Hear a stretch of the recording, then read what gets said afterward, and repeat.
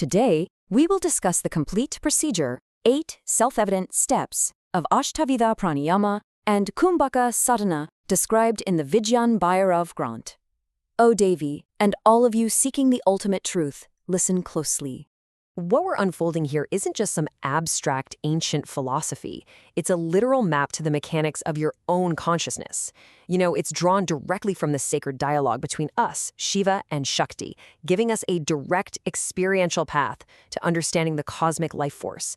Let's step into this mystery together. Section 1. Posture and Sacred Space. To even begin this journey, the physical vessel has to find absolute stillness. But you see, the true asana, the real posture we're talking about here, is actually about dropping your awareness deep into the hridaya, that sacred spiritual heart space inside you. Now, picture this.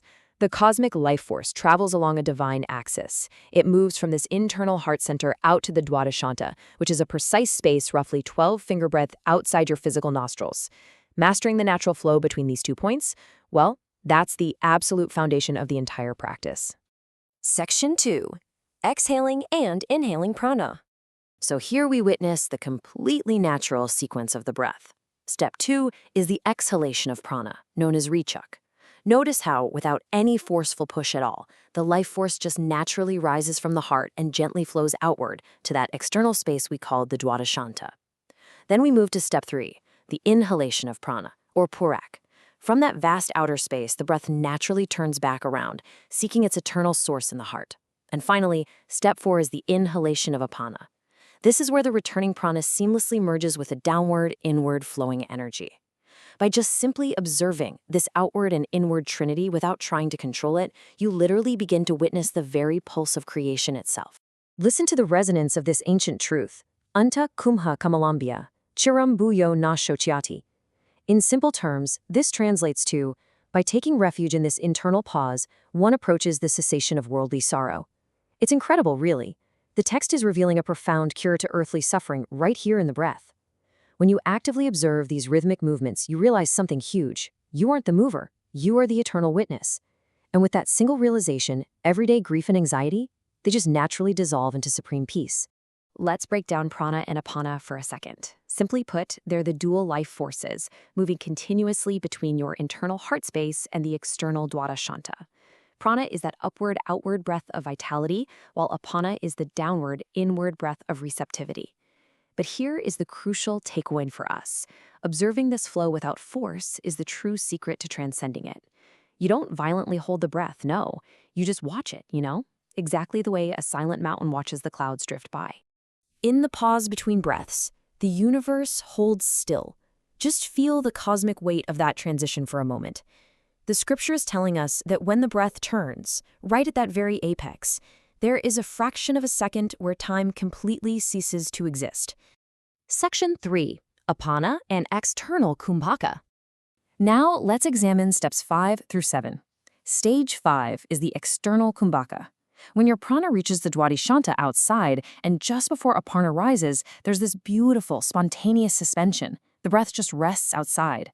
Next is stage 6, which is the natural exhalation and release of apana. And finally, we arrive at stage 7, the internal kumbhaka of apana. When the breath returns completely to the heart and totally ceases moving, you experience a deep, thoughtless void. It's an internal space of infinite potential and absolute calm. Bhairavi. The all-pervading space, both inside and outside of the vital air, prana and apana. In Karikas 24 and 25, the text speaks directly to the Divine Mother, revealing that the omnipresent space remaining when the breath completely ceases is, in fact, the ultimate reality. Because when you don't deviate from this vast space, the true state of Bhairav, pure, unadulterated consciousness, is revealed. It's actually always there, just hidden beneath the constant noise of our inhalation and exhalation. And that brings us to the true definition of kumbhaka in this sacred text. We need to be crystal clear here. It is absolutely not the forceful clamping of the throat or some strenuous holding of the lungs. No. It's a completely spontaneous, self-evident state where the motion of breath dissolves naturally into the void. It's an effortless resting. And in that precise, effortless stillness, the supreme reality of pure consciousness is instantly laid bare. Where the breath dissolves, Bhairav appears. When the constant, restless motion of becoming finally stops, the ultimate truth of simply being echoes through you like a vast, unending silence. Section 4. Entering the Bhairavi Mudra.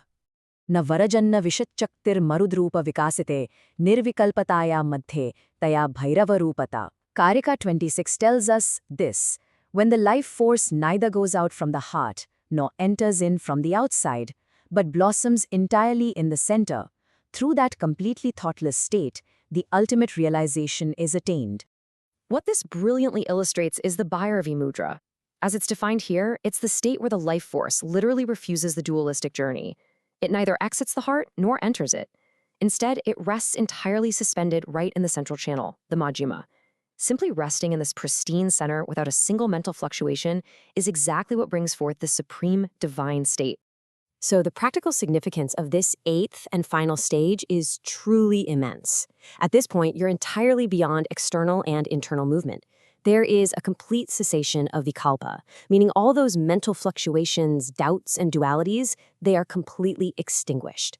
Your consciousness is anchored completely in the Majjhima, that divine center. According to the explainer here, the practitioner is no longer just practicing, they have actually realized the ultimate anava bhumi. The fundamental illusion of separation is permanently shattered. The mind, having been completely emptied of its turbulent winds, becomes as unwavering as a solitary flame in a windless place. It is a pure, luminous tranquility. What we're describing is the absolute peace of complete samadhi, where only the brilliant light of the self remains. As we wrap up this explainer, I want to leave you with this question.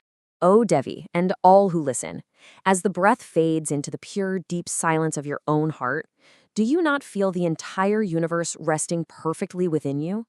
Allow that profound thought to sit with you. The sadhana is complete, but the realization? That is just beginning.